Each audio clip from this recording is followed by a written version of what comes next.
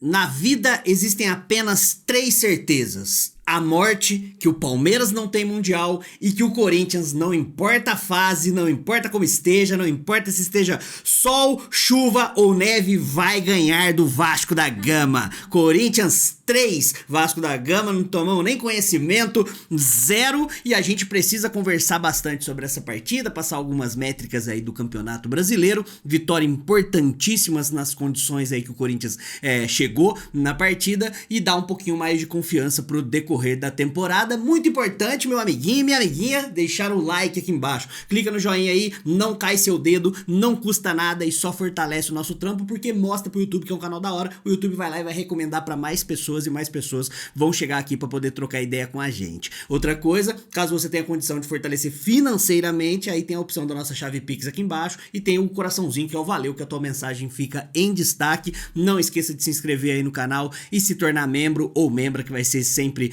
importante. Vamos lá, Ramon Dias tá lá meio capengando, dia a dia, a torcida, uma parte bastante rigorosa, tá aí, sabe, como se fosse a espreita, só esperando uma brecha do Ramon Dias, que não tem muito o que fazer, eu já falei aqui pra vocês, e na escalação de hoje, ele coloca Matheus Donelli, que não sofreu gols e fez duas boas defesas, aquela última bola na trave, ele tocou com a ponta das luvas ali, então o Matheus Donelli fez uma partida segura, até a página 2 ali, né, mas não vamos cornetar o Matheus Donelli. Na lateral direita, Mateuzinho, que quando faz o simples é um lateral ok, quando tenta inventar muito eu já falei o que eu penso sobre o Mateuzinho. Matheus Bidu, que fez uma partidaça, só que tudo que ele fazia que dava certo, o Daronco falava, não, aqui não dá, porque vai que você faz um gol, faz uma assistência aí, joga muito bem, aí o Angileri fica no banco. Não posso, o Angileri tem contrato com o Daronco, aí o Angileri que tava no VAR, eu falei aqui que o Angileri é o Matheus Bidu que habla, na verdade o Matheus Bidu é o Angieli que fala, beleza?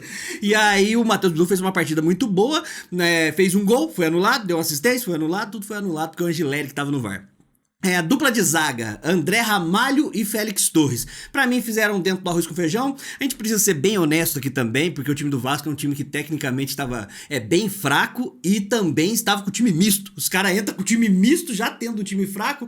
Pra quem estava pedindo lá no meio do ano passado, pedindo o Fábio Carille, o jogo é esse. Ah, mas o time dos caras é fraco. O nosso era muito forte, né? Pra achar que o Fábio Carille podia ser solução pra alguma coisa.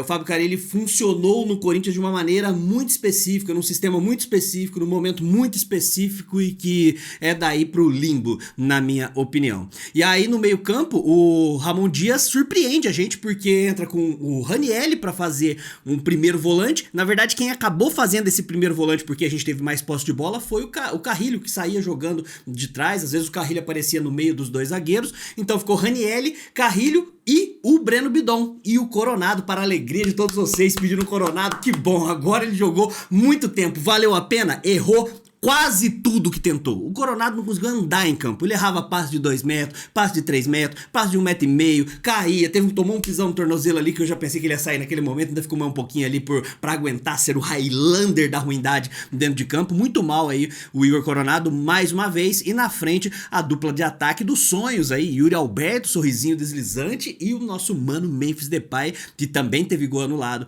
por conta aí do Angileri estar no VAR, né? E aí essa foi a escalação do Ramon Dias, entrou dentro do que eu considero arroz com feijão mesmo. Não tem muito pra onde correr, não tem muito o que inventar. Eu não entraria com o Coronado, porque o Coronado não consegue nos atender. Ficou mais uma vez, claro, daqui a pouco ele vai fazer um gol contra o Mirassol, aí um monte de gente vai tentar achar algum motivo para colocar o Coronado, que é caríssimo, num pedestal. É um jogador que não tá se pagando financeiramente e é um jogador que não consegue entregar tecnicamente.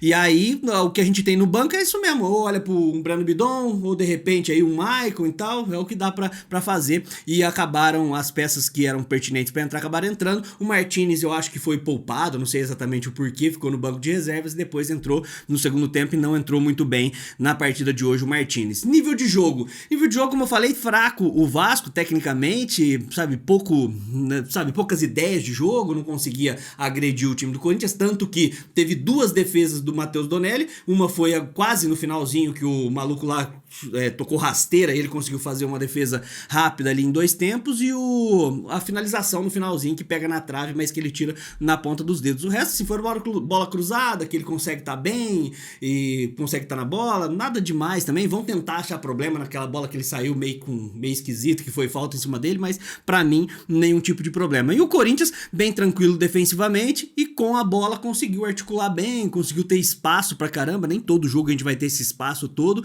e conseguiu fazer a lição de casa, o que era bem esperado também, porque quando a gente olha pro Vasco, historicamente ali a gente sempre consegue ter bons resultados com os caras, raramente eles acabam arrumando algum problema pra gente. Agora, e no segundo tempo, com as substituições que a gente teve, Ramon Dias acabou sendo expulso na hora lá da reclamação, mas nada demais também. Vamos dar as notas aqui. Eu tenho uma coisa que eu precisava falar a respeito do Campeonato Brasileiro. Quando a gente pensa em times como Juventude, Vasco da Gama, Mirassol, Vitória, esses times, a gente sempre quando vai imaginar qual posição os caras terminam o Campeonato Brasileiro, raramente alguém vai colocar os caras acima da 10ª posição. E aí eu fiz essa brincadeira, né, esse exercício no nosso pré-jogo aqui no canal. Falei pra rapaziada que tava no chat, tava ao vivo lá com a gente, falar o seguinte, que posição que você acha que o Vasco da Gama vai terminar na 38ª rodada?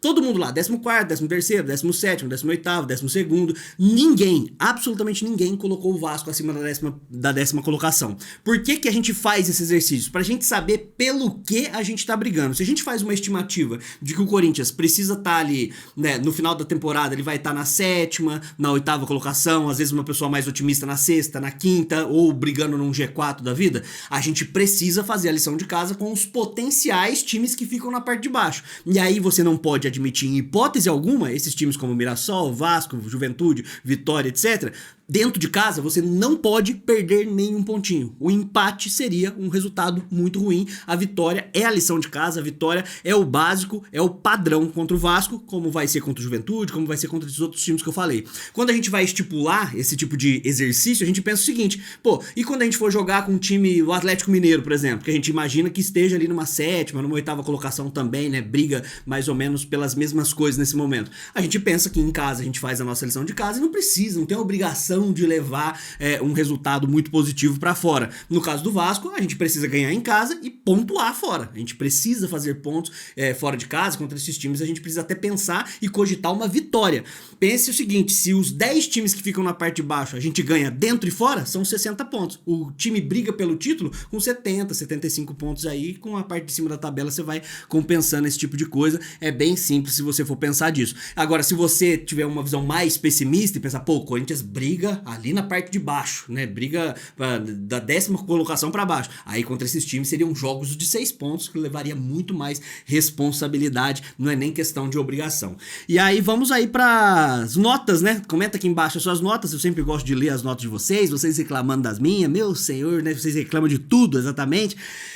Matheus Donelli, pra mim fez uma partida sólida ali, nota 6,5, as 2 bolas que foram no gol, ele pegou, aquela no finalzinho do segundo tempo que pegou na trave, ele defendeu, nota 6,5 para o Matheus Donelli, que era o meu goleiro no Cartola, beleza? Quem não tem Cartola, segue a nossa liga lá no Cartola, que é Canal Papo Fiel, adiciona lá que até essa rodada eu tô aceitando geral. Mateuzinho eu tô dando nota 6, defensivamente fez uma partida justa, ofensivamente ofereceu um pouco também, então tô colocando uma nota mediana pra cima ali, nota 6, passa de ano, Mateuzinho. Dupla de zaga, André Ramalho e o Félix Torres fizeram pra mim um mesmo nível de jogo, nota 5,5, não comprometeram, não tiveram erros crassos ali.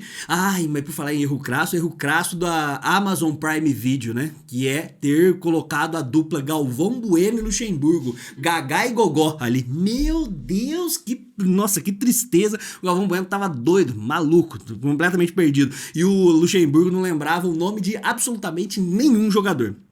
Raniel, nota 5,5. Pulei o Matheus Bidu, peraí. Félix Torres e Ramalho, nota 5,5 cada um. E Matheus Bidu, nota 7,5. Se tivesse valido os 2 gols, pra começar a gente tinha feito 5 e não 3. E teria uma assistência e um gol pro Matheus Bidu. Teria uma nota muito mais alta, mas eu tô dando nota 7,5 aí porque foi anulado. O Raniel, nota 5,5. Bidon, nota 5. Eu achei que no segundo tempo o Bidon foi mais importante. No primeiro tempo tava um pouco, sabe, eu não sei se descompactado nas linhas nessa parte defensiva. Tava dando muito espaço pro time do do Vasco, e quando ele tinha a bola, pouco criava necessariamente ali para aquele último passe. Tudo bem que ao lado dele tinha o Igor Coronado, que estava completamente inútil no jogo, mas acabou refletindo na nota do Bidon também, nota 5. Carrijo, nota 5, participou do primeiro gol, um passe lindo do Memphis, né, uma assistência de peito quando ele lança, numa jogada que eu acho que o Mateuzinho desarma, a bola sobra, eu acho, pro Carrilho, o Carrilho lança e o Memphis apoia pro Yuri Alberto. Então dou nota 5, porque tirando isso, o Carrilho ficou meio apagado na partida. Coronado, nota 1,5, e pra mim o Coronado foi o pior jogador do jogo de hoje, criando toda a expectativa que a torcida fica depositando em cima do Coronado. Agora ele teve muito mais tempo. Eu ousei criticar o Igor Coronado aqui. Vocês acreditam que eu toquei no santo graal da torcida que paga pau pra todo mundo que passa no Corinthians agora? O jogador chega, dá um beijinho no escudo, a galera já fala: ai meu Deus, tô molhadinho. Ai, tô molhadinho aqui pro Igor Coronado e tal, né? E aí eu ousei criticar e a galera: pô, Adalba, mas ele jogou 10 minutos só, como se ele tivesse sido plantado como uma sementinha do Joãozinho Pezinho de Feijão, tivesse sido plantado e nascido agora no Corinthians. Ele já tá uma porrada de tempo. No começo da temporada teve tempo pra poder jogar na ausência do Rodrigo Garro. No ano passado tiveram várias oportunidades e pouco correspondeu. Na Copa Sul-Americana que ele acabou jogando um pouquinho mais, mas simplesmente não tá. Ele tem pra oferecer? Eu acredito que ele tenha pra oferecer. Tecnicamente ele pode entregar? Pode entregar, mas ele não entrega. É o carteiro que tem que ser demitido do correio, pô. Ele tem pra entregar, mas não entrega. E aí o nota 6 e 1,5, né? 1,5 aí para o Igor Coronado, pior jogador da partida de hoje. Comenta aí embaixo se você concorda, e se você discorda, você está errado. Yuri e Memphis, ambos fizeram um gol e deram uma assistência e jogaram muito bem, né? Articularam muito bem. O Memphis, inclusive, fez gol que acabou sendo anulado. Uma pena aquele gol que ele fez e foi anulado. Tô dando aí o melhor da partida para o Memphis por conta da participação toda, mas vale pro Yuri Alberto também. Se você quiser inverter, ambos eu tô dando nota 9,5. Poderia ser 10? Até poderia ali, se a gente for mais bonzinho com os caras aí. Nota 9,5 para ambos, e Memphis Depay o melhor jogador da partida. Maicon, nota 3. Entrou, tocou de lado, fez o que mais gosta, né? Porque o Maicon pede a bola, toca de lado. Pega a bola, toca de lado. Ah, vale muito a pena ter o Maicon no time. Romero tentou 2 canetas que não conseguiu, ficou completamente... Entrou e mesma coisa de não ter entrado, nota 2. Hector Hernandes eu não vi em campo, talvez ele estava, comendo alguma paeja no cantinho ali perto da bandeirinha do escanteio, que nem vi encostar o pé na bola. E o Martinez, nota 2,5, entrou, tomou cartão amarelo, realmente não foi tão interessante assim. Agora, mais uma vez falando do Coronado, até quando a gente vai ficar fazendo, a gente não, tô me colocando no lugar de vocês, né? Até quando vocês vão ficar fazendo lobby para jogador que não corresponde? É só criticar o cara, é só realmente assumir que o cara não tá conseguindo render, e nas vezes que ele começar a render, aí você deposita toda a sua confiança. É assim que a vida funciona. O Corinthians teve 3 pontos importantes, 3 pontos dentro da lição de casa, 4 pontos no campeonato agora, a gente conseguiu um empate fora de casa que foi bom com o Bahia, e seguimos passo a passo aí num longo campeonato, que é o Campeonato Brasileiro, torcendo para que a gente consiga terminar as primeiras 10 rodadas do campeonato na parte de cima da tabela. Isso já vai ser um bom passo, porque o que você briga na parte de cima da tabela, ou melhor, o que você briga nas 10 primeiras rodadas é o que você continua brigando, na maioria das vezes, até as 10 últimas rodadas. Então se a gente termina ali numa 8ª, 7ª, 6ª, talvez até melhor, é o que a gente, em tendência, briga até o final, se nada de muito atípico acabar acontecendo, depende muito da janela de transferência também do meio do ano, mas vamos criando essa expectativa conforme o dia a dia vai passando. E claro, a gente não pode esquecer das Copas, que é o nosso caminho, em teoria, mais próximo da gente conseguir ter uma temporada com calendário completo em competições bem importantes na temporada de 2026. Mas é um passo de cada vez. O time do Corinthians tem sérias limitações, como a gente sempre fala aqui, mas conseguimos dar mais um passo. Comenta aqui embaixo o que você achou, não esquece de deixar o like, essas coisas todas aí, fortalecer financeiramente para quem tem condições. E muito obrigado, até a próxima. Vai Corinthians, e contra rival é poucas ideias. Tamo junto, é nóis.